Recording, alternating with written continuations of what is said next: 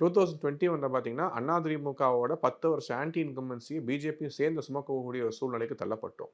வெறும் 20 இடங்கள்ல தான் போட்டியிட முடிந்தது. அதில 4 இடங்கள்ல வெற்றி பெற்றோம். இன்னைக்கு சட்டமன்றத்தில மிக சிறப்பாக 4 பேர் திருமதி இருக்கீங்க. வானதி சீனிவாசன் ஆகட்டும், அண்ணன் திரு நயினா நாகேந்திரன் ஆகட்டும், எல்லாரும் சிறப்பாக பணியாற்றிக் கொண்டு வருகிறார்கள். ஆனா, இந்த தேர்தல்ல பார்த்தீங்கன்னா, பிஜேபியோட வொர்க்கர்ஸ்க்கு, பிஜேபியோட தொண்டர்களுக்கு அதிமுக இந்த திராவிட கட்சிகளுக்கு இருக்கக்கூடிய பழக்கம் வந்து ஒரு சீனியர் பார்ட்னர் அப்படிங்கிற ஒரு மனப்பான்மையில தான் அவங்க வந்து அணுகுவார்கள். இவங்களுக்கு தான் எங்களுக்கு தான் தெரியும் அப்படிங்கிற மாரி. ஆனா இன்னைக்கு பட் அது ஒரு வகையில பார்த்தோம் அப்டின்னா, களத்துல உங்கள விட அவங்களுக்கு அனுபவம் இருக்கு. அப்படி பார்க்கக்கூடாதா அத?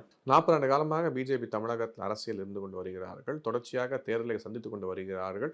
தோல்விகளை தாண்டி ஏன்னா இத்தனை தோல்விகள் இருக்கும்போது கட்சிகள்லாம் தோண்டு ஓடுருவாங்க தொண்டர்கள்லாம். ஆனா இங்க இருக்கிற தொண்டர் ஒருத்தன் கூட பிஜேபி விட்டு ஓடுனதா சரித்திரம் கிடையாது. நின்னு களத்துல வந்து மக்களை சந்தித்து அவர்கள் நம்பிக்கையை பெற வேண்டும், இயக்கத்துக்காக பாடுபட வேண்டும், நாட்டுக்காக, மக்களுக்காக பாடுபட வேண்டும் என்ற சிந்தனை கொண்டவர்கள் பிஜேபி அதிகமா இருக்காங்க.